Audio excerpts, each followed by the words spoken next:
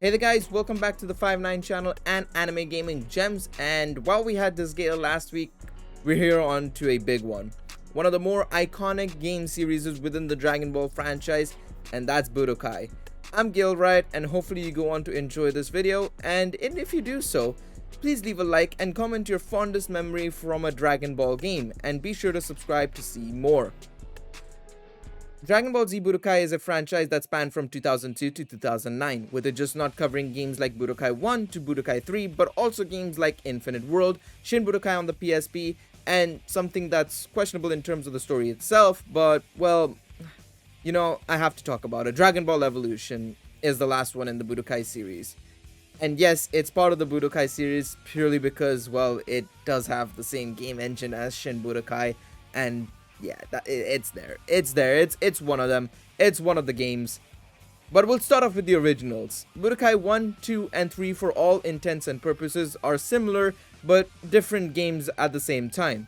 Starting off with the core gameplay. Each game basically is based in a 2.5D plane where characters can move around and have the basic attacks such as the punches and the kicks like one would expect in a Dragon Ball game, of course. It also featured the famous transformations, ki blasts, and special moves from the series, and this was dependent on how you set a character's skill list, and this skill list was dependent on the capsules and equipment you had. You could equip special moves like the Kamehameha, physical moves like the Zanku Fist, and of course items such as the Senzu Bean, as well as transformations such as Kaioken or Super Saiyan 2, 3, 4, dependent on what you had. However, it was also limited because you could only equip some of the games had it only 5 slots, some games had 7 slots, so it was dependent, and it allowed you to have the flexibility to choose what you like the most. And this was the best part to me. Like, I enjoyed this system because it allowed each player to have a different style and different initiative, and the best way to put it probably is like each person could be original in their skill list, I suppose is the best way to put it. Each game also only went up to certain points in the arcs, on the series I should say, with Budokai going up to the Cell Games arc, Budokai 2 going up to the Kid Buu arc, and of course Budokai 3 going to the same point, but also adding in more, like the movies, GT, as well as some special what-if editions that are altered to fit the story of each character. Such as, for example, Goku seeing Vegeta go Super Saiyan on Planet Namek. Not only that, each game had a different take to the story mode, with Budokai doing 3D cutscenes and cutting between major moments using a chapter-based interface in the series, as well as having some fun mini-games in between, such as the Special Beam Cannon mini-game against Raditz. Can definitely say that was a lot of fun, 100%.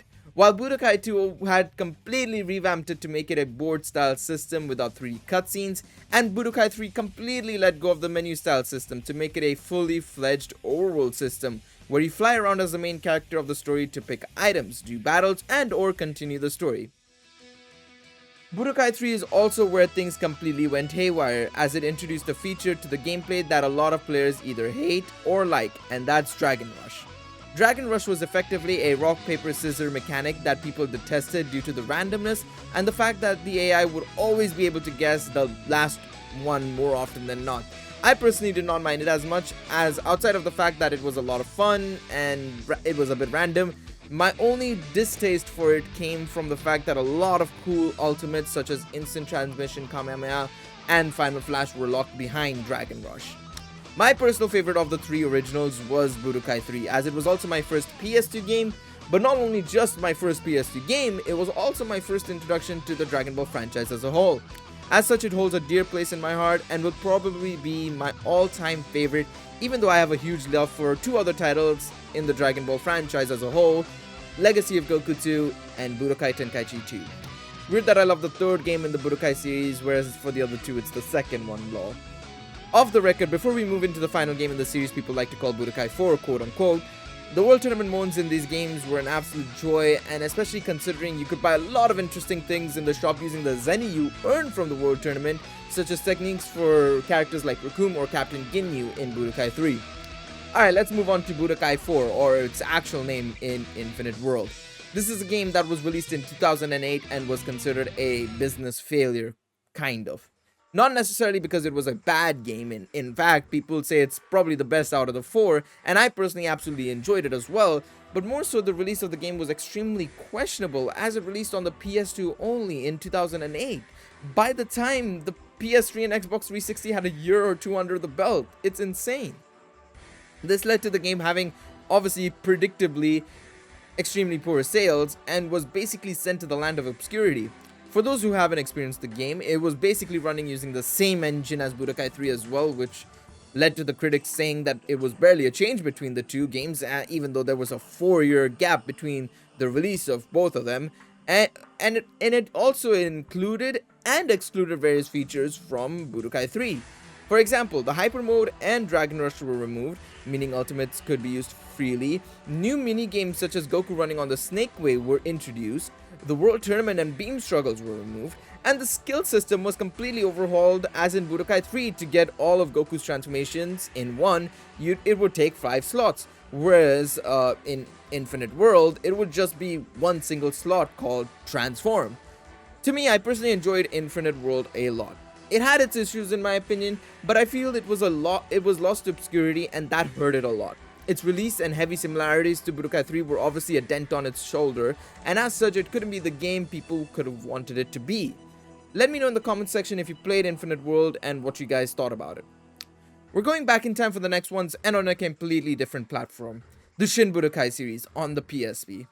Those games, while at the core were simpler and didn't have the complexities that the Budokai series had with its Dragon Rush modes from Budokai 3, the skill system, or anything of that sort, it still maintained the core mechanics. The shift to the PSP also meant that the more cinematic effects of the ultimates and whatnot were diminished quite drastically.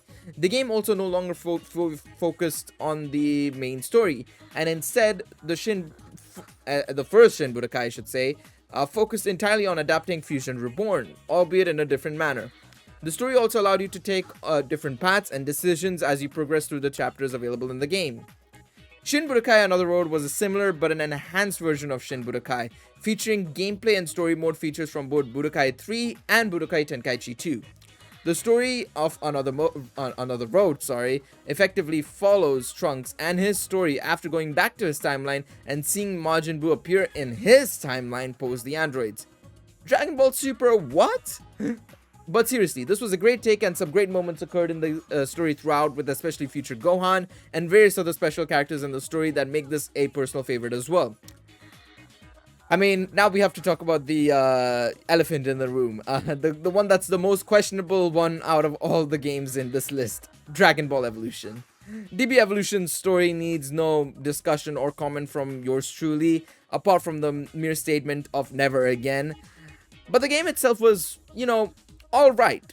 Having never played it until very recently, I didn't know how closely it actually resembled in gameplay and mechanics to Shin Budokai, even though I knew it was based off the same engine, considering the fact that both were on the PSP. Obviously, nothing can save the characters themselves, nor the story from even being remotely decent. But all things said and done, the gameplay itself is, alright. And, for all intents and purposes, it's a Budokai game. It's not the worst thing on the planet. I'd still give it like maybe a 4 or 5 out of 10. Just maybe below average or average, purely because of the game itself. The story can go into a fire, basically. They literally can go into a fire. There's not much more I can add on top of that, to be honest, Lamau. There's obviously been some other major titles in and around the series as a whole, with the remastered collection of the PS3 and Xbox 360, as well as the special ZV2 edition, a special Japan-only Budokai 2 release.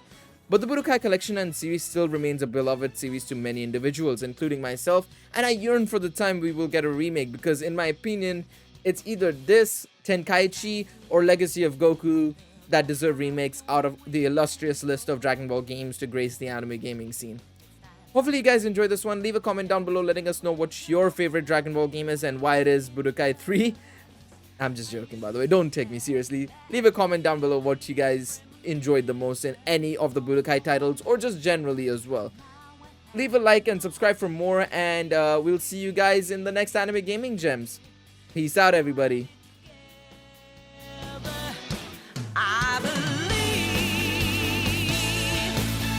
situation